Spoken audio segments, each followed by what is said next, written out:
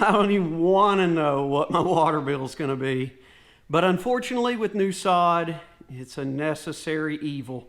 I keep having to remind myself and my wife that. Hey, let's talk about watering an established lawn or a lawn that just got laid with sod. Lots of similarities, but some very important differences as well. Hey, thank you so much for being here. I appreciate you joining me for another episode of Budget Lawns. If you like this video and it helped you at all, give it a thumbs up, comment below, and subscribe if you haven't already.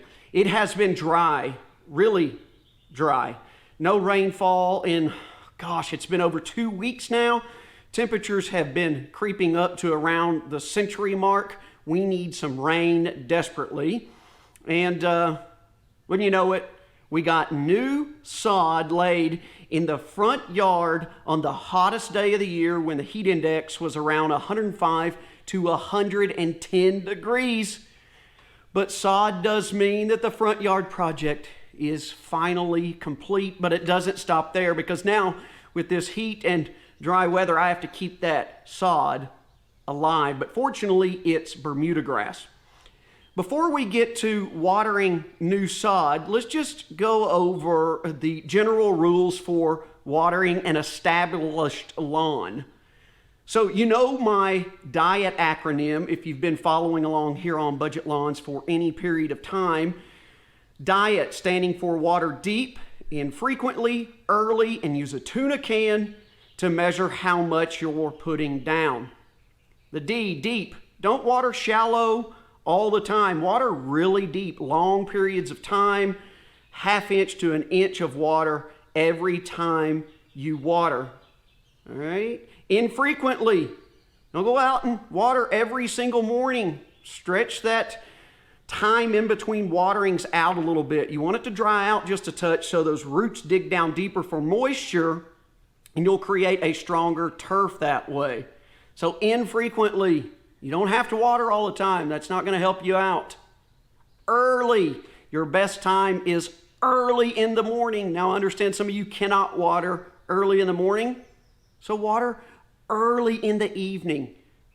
Not so close to sun going down, because then you risk getting disease and fungus in your lawn from too much water sitting on those leaf blades overnight. Okay, so either early in the morning or early in the evening. And a tuna can is about 1 inch deep, and that will help you gauge how much water you're putting on your lawn every single time the sprinklers are running. Okay? DIET, that's your general rules for watering your lawn that's already established.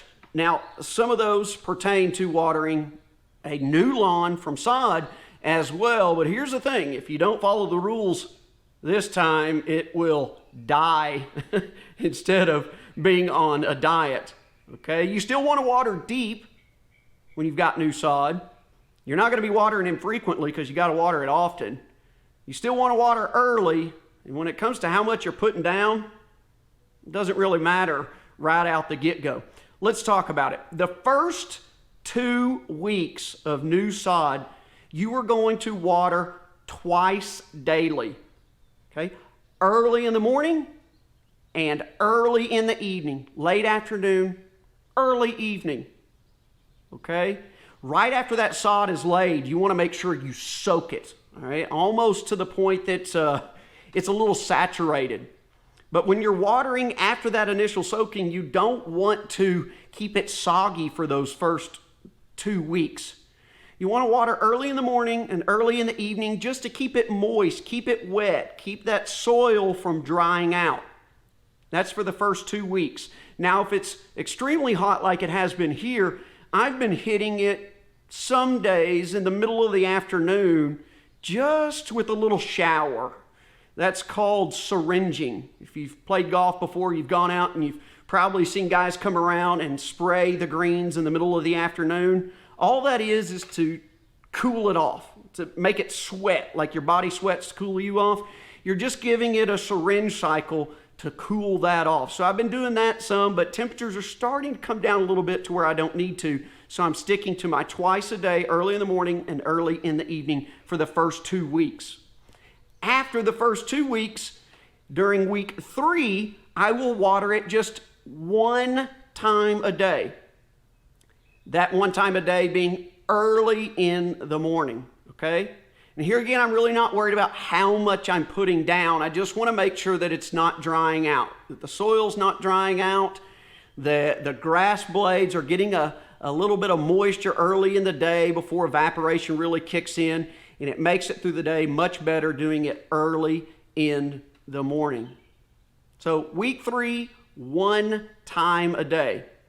Now by week 4, probably going to be watering about every other day, but during the 4th week is when I want to make sure that I'm getting about 1.5 inches of water for that week. Now, typically your goal is 1 inch of water a week for an established lawn, but for a new lawn with sod, I want to give it just a little bit more than I would if it were already established. So 1.5 inches to maybe 2 inches for that 4th week, watering about every other day.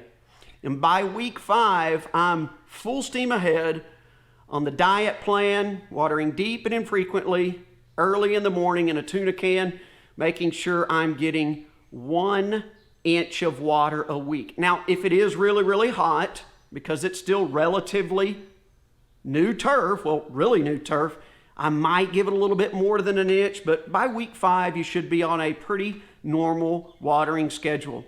Now, with the new lawn, what I'm doing through those first 4 weeks, from time to time, I'll find seams and corners of the sod and I'll lift it up to see, what does my soil look like? Does it look too soggy? I don't want to overwater my new sod because that can be just as detrimental as too little water. Are there roots starting to tack down? So by lifting up those corners, you can kind of see the state of the new sod. How's it doing? Is it getting enough water? Are there roots starting to take hold?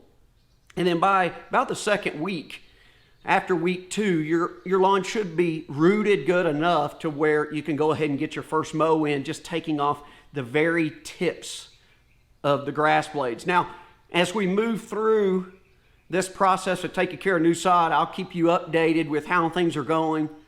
New videos to talk about the next steps to maintain a new lawn from new turf laid down as sod. So you'll want to stick around for that.